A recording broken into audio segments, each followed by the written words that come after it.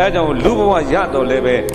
ရှင်ပြုရဟန်းခံဆိုတဲ့အလုပ်မျိုးဟာပါရမီရှိဘုံကံရှိတဲ့ပုဂ္ဂိုလ်တွေပဲလုပ်နိုင်တာတဲ့ဘုရားကဒါပြောတာဟုတ်ပြီလားအဲဒီလိုလှုပ်တော့လို့ဘာအကျိုးတွေရတယ်လဲလို့မေးအကျိုးတွေကအများကြီးပဲအဲ့ဒီကမှဦးစင်းကသူတော်ကောင်းတွေစတိုရီလေးတစ်ပုဒ်ထုတ်ပြမယ်နော်ကတ္တပမြတ်စွာဘုရားရဲ့လက်ထက်ကအမျိုးသမီးတရား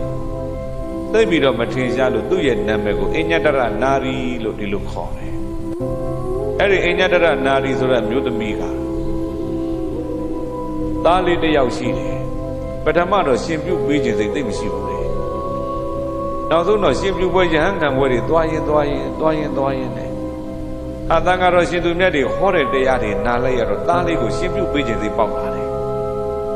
အပြည့်ပြည့်စုံစုံနဲ့တတ်နိုင်တဲ့မျိုးသမီးဆိုတော့ရှင်ပြုရဟန်းခံတရားတွေနာထားလိုက်ရတဲ့အဲ့ဒီမျိုးသမီးကသားလေးကိုတခါတည်းရှင်ပြုပေးလိုက်တာကိုရင်လေးကလည်းပြီးတော့သာသနာပေါင်းရောက်တော့ပျော်ပြီးတော့ပရိယတ္တိလို့အထုတ်ပြီးစာသင်လိုက်တာအသက်19နှစ်ကျော်20နီးသွားတဲ့အခါစာတော်ပေါက်မြောက်သွားပြီအဲ့ဒီအချိန်မှာဘာဖြစ်တော့မေအမေကိုယ်တိုင်ကပဲအဲ့ဒီကိုရင်ကိုတခါပြန်ပြီးတော့ရဟန်းခံပေးတယ်ရဟန်းခံပေးလိုက်တော့အဲ့ဒီတက္ကမကြီးကဘာဖြစ်တော့မေရှင်းတက္ကမလည်းသူပဲရဟန်းတက္ကမကြီးလည်းသူပဲကိုရင်ဝက်သွားတဲ့နေ့ကစပြီးသူ့သားကိုပြီးရောပြစ်ထားသလားပြီးတော့မပြစ်ဘူးတဲ့ပြိတဲ့နေ့တိုင်းကြောင်းသွားပြီးတော့ဆုံးဖို့ပေးတယ်ဗျာဟုတ်လားအဲ့ဒီမှာရဟန်းဖြစ်သွားတဲ့သူ့သားကကြိုးစားလိုက်တော့နောက်ဆုံးတော့ပြိတဲ့ပိဋကသုံးပုံဆောင်ကြီးဖြစ်သွားတာပိဋကသုံးပုံဆောင်ကြီးဖြစ်သွားသည့်တိုင်အောင်လဲအမေကပြစ်မထားဘူးတခါတည်းသွားပြီးဆုံးဖို့အဲ့ဒီအချိန်မှာသူ့ရဲ့အတိကဘာတိုးလာလဲလို့မေးလိုက်တော့ငါမှန်ပြီငါသားလေးရှင်ပြုပေးလိုက်ရရဟန်းခံပေးလိုက်ရတာမှန်သွားဘာဖြစ်လို့တော့မင်းသားဥစဉ်စာချနေတာကြည့်ပြီးပိုးပြီးတော့ဝမ်းသာလို့လေဟုတ်လားငါလူဘဝမှာထားမယ်ဆိုငါသားခုချိန်ဆိုအိမ်အောင်ကြပြီးတော့ဘလို့ချွေးမနဲ့ငါဘလို့နေရမှာမသိဘလို့သားတွေမွေးလို့ငါမြည်တွေဘလို့ပုံကိုယ်တွေနဲ့ငါဘလို့ရင်ဆိုင်ရမှာမသိအခုတော့ငါသားကနေမွေးဖွားလိုက်တဲ့သာမဏေမလီကြီးညိုစရာကောင်းလိုက်တာယဟန်တော်ကြော်မော်တွေကြီးညိုစရာကောင်းလိုက်တာငါမှန်ပြီမဲ့ညအိယာဝင်နဲ့နှစ်ဖူးပေါ်လက်တင်ပြီးအဲ့ဒါကြည့်ပြီးပီတိဖြစ်တာလေစာကနုတ္တိခေါ်တာပေါ့ဟုတ်လားဘာနုတ္တိလဲသားကိုစွန့်လွတ်လိုက်ရတာစွန့်လွတ်ခြင်းရဲ့တန်ဖိုးကိုသူနားလည်ပြီးတော့ညအိယာဝင်နဲ့ပြောတာဟုတ်ပြီလားညအိယာဝင်နဲ့သူပြောတယ်ညအိယာဝင်နဲ့တွေးလိုက်တဲ့သူကျင်တတ်တယ်အဲ့ဒါနဲ့အဲ့ဒီမျိုးသမီးနောက်ဆုံးပြိတဲ့သူတို့ပြောကြပါစို့အသက်ကြီးလို့အိယာတဲ့လဲပြီးသေကံဒီကာလရောက်သွားနတ်ပြည်6ဓာတ်ကနတ်သားနတ်သမီးတွေကနတ်ယထာ6ဆင်းနဲ့လာပြီးတော့လူကြတာလေဗျာဟုတ်ပြီလားနတ်ယထာ6ဆင်းလာလူတယ်ကျွန်တော်တို့နတ်ပြည်လာခဲ့ပါကျွန်တော်တို့နဲ့လိုက်ခဲ့ပါကျွန်တော်တို့ကဘယ်နတ်ပြည်ကကျွန်တော်တို့ကဘယ်ယထာကပါအကုန်လုံးလာလူတယ်သေကံဒီကာလရောက်သွားတော့ပြိတဲ့အဲ့ဒီမျိုးသမီးကြီးကြောက်စိတ်တွေရှိလာမိလေတော့ရှိဘူးကြောက်စိတ်ရှိရလားဘာတွေရှိထားလို့လဲမေးကောင်းမှုရှိထားလို့ဘာရှိထားလို့ဣဒမောရတိပိဇာမောရတိကတ္တပုညောဥပယထာမောရတိသောမောရတိသောပမောရတိဒိဋ္ဌဝကမ္မဝိတုဒ္ဓိမန္တနောကတ္တပုညောပြုထားတဲ့ကောင်းမှုရှိတဲ့ပုဂ္ဂိုလ်သည်ဣဒမောရတိဒီဘဝလည်းဝမ်းမြောက်ရတယ်ပိဇာမောရတိနောင်ဘဝလည်းဝမ်းမြောက်ရတယ်ဥပယထာမောရတိဒီဘဝနောင်ဘဝနှစ်ခုသလုံးဝမ်းမြောက်ရတယ်ကောင်းမှုပြုထားတဲ့ပုဂ္ဂိုလ်ဒီဘဝလည်းဝမ်းမြောက်ရတာပဲနောင်ဘဝလည်းဝမ်းမြောက်ရတာ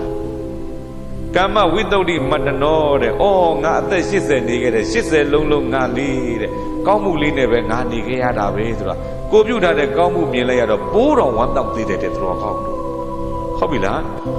အဲ့ဒါကြောင့်နယထာတွေ6ဆင်းနဲ့နတ်သားနတ်သမီးတွေလာလူတော်လဲပဲကြောက်စိတ်ရှိရလားကြောက်စိတ်တစ်စက်မှမရှိဘူးအဲ့ဒီမှာသူရဲရဲနဲ့သူ့ပေါ်တက်ပါငါ့ပေါ်တက်ပါလူနေကြတော့သူကမေးတယ်ငါသွားခြင်းနဲ့နတ်ပြေကဖယားလောင်းနတ်သားတွေဓမ္မကတိကနတ်သားတွေရှိတဲ့နတ်ပြေပဲငါနေခြင်းနဲ့ငါသွားခြင်းနဲ့ဖယားလောင်းနတ်သားရှိရင်အဲ့ဒီဖယားလောင်းဒီကငါတရားနာခြင်းနဲ့ဓမ္မကတိကနတ်သားရှိရင်ဓမ္မကတိကနတ်သားတွေထံကငါကိုမှလည်းပဲတရားဆက်နာခြင်းသေးတယ်အဲ့လိုနတ်သားတွေရှိတဲ့နတ်ပြေကိုပဲငါလိုက်ခြင်းနဲ့လို့ပြောတော့အဲ့ဒီမှာတုတိတာနတ်ယထာဘောကနတ်သားကဟာအဲ့ဒါကျွန်တော်တို့နတ်ပြည်ပဲရှိတယ်ကျွန်တော်တို့မရှိဘူးဒါဆိုငါတုတိတာနတ်ယထာဘောပဲတက်မယ်ကျွန်တဲ့ယထာငါမလိုက်ချင်ဘူးလို့ပြောတယ်ဗျာကောင်းမှုရှိတာတော့ရွေးချယ်ပိုင်ခွင့်လည်းရှိတယ်ဒါပြောတာဟုတ်လား ကောင်းမှုသာမရှိသူတော်ကောင်းတွေရွေးချယ်ပိုင်ခွင့်ရှိပါမလားဘယ်ရှိမလဲဘယ်ရှိမလဲအဲ့ဒီမှာတုသိတာနာယထတစ်စင်းကြံခဲ့တယ်နတ်သက်လူသက်ချွေပြီးတော့သေတော့အဲ့ဒီနာယထပေါ်တက်ပြီးနတ်သမီးကြီးသူဖြစ်သွားနတ်သမီးဖြစ်တော့တတိကလည်းကောင်းလိုက်တာအခုနတ်ပြည်မောင်းရတော့မှာပဲဟေးနတ်ပြည်မမောင်းစင်းနဲ့ငါကြားဘူးတဲ့ငရဲပြည်ဆိုတာအင်မတန်မှဆင်းရဲတယ်ပင်ပန်းတယ်ဒုက္ခများတယ်လို့ငါကြားဘူးတယ်တောက်ကြစားကြမူးကြယူကြကုသိုလ်မေ့ပြီးတော့နေရတဲ့လူတွေအတွက်အဲ့လိုငရဲပြည်ကြီးဘလောက်ထိပင်ပန်းတယ်ဆင်းရဲတယ်ဆိုတော့လည်းငါတော့ကြည့်ကျင်သေးတယ်အဲ့ဒါကြောင့်ငါ့ကိုအဲ့ဒီလိုက်ပို့ပေးစမ်းလို့ပြောတယ်ဗျာနတ်ယထာကိုငရဲပြည်မောင်းခိုင်းတာဟုတ်လားအဲ့ဒီမှာနတ်ယထာနတ်သားကြီးကလည်းရပါတယ်မောင်းပေးပါမယ်ငရဲပြည်မောင်းတာဒီရှင့်တက္ကမဓာလို့မထင်စေနဲ့ပေါ့ပန်းဝင်လေးတွေနဲ့ဗာလေးတွေအလှမြင်ထားပေါ့ဟုတ်လားအဲ့ဒီမှာရှင့်တက္ကမရဟန်းတက္ကမနတ်သမီးကြီးငရဲပြည်ဖြတ်သွားလို့တော့ငရဲပြည်ကြီးတခုလုံးကတတ်တာဖြတ်တာတွေရပ်ပြီးတော့အားလုံးဟာအေးချမ်းနေတာလေတခါမှဒီလိုကုမဖြစ်ဘူးပဲနဲ့ဘလို့ကြောင့်ဖြစ်တယ်လေအားလုံးကငရဲပြည်ကလူတွေအံ့ဩကုန်ကြနောက်ဆုံးတော့သိကြတယ်ခါတိုင်းဆိုရင်ကွာငါမနဲ့မိုးလင်းတာနဲ့တပြိုင်နဲ့ပေါ့နောက်ကျောကအကြီးနဲ့ချင်းအဲ့ဒါနောက်ကနေဒုံကြီးနဲ့ရိုက်နာလို့မို့ရှေ့မတိုးရင်ဒုံနဲ့ရိုက်လို့နာလို့ရှေ့သွားနောက်ကကျောကြီးကချိတ်ထားတဲ့ခါကြီးကနာနောက်တစ်ယောက်ဆိုလည်းအထက်ကိုလက်ပတ်မင်းကြီးပေါ်တက်ခိုင်းလက်ပတ်မင်းကစူးကြီးတွေနဲ့တက်လိုက်ပြန်တော့ရင်ဘတ်ကိုစူးနဲ့ထိုးမတက်ပြန်တော့နောက်ကဒုံနဲ့ရိုက်တချို့ကြတော့ရှာကြီးကိုအနဲ့ထိုးတန်နဲ့ထိုးအမျိုးမျိုးဒုက္ခတွေခံကြရဒီဒုက္ခတွေတို့မခံရဘူးဘလို့ဖြစ်သွားတာတော့ဆိုတော့ရှင့်တက္ကမယဟန်တက္ကမကြီးတို့ငရဲပြေကဖြတ်သွားလို့လေသူလာတဲ့အခိုက်မို့တို့အင်းငိမ့်ချမ်းသာခွင့်ရတာလေဟာလူပြေကလူတွေရှင်ပြုယဟန်ခံတွေများများလုံနေကြပါစေရှင်ပြုတဲ့လို့ယဟန်တက္ကမတွေရဲ့လုံရှင့်တက္ကမဆိုတဲ့အမည်တွေများများခံယူပြီးတော့နတ်ပြည်များသွားရင်နတ်ပြည်မသွားခင်ဒီအညတရနာရီမျိုးသမီးတို့တို့ငရဲပြည်ကိုလာပြီးကြည်နိုင်ကြပါစေ။ဘာဖြစ်လို့တော့မင်းချမ်းသာလို့ဟုတ်လား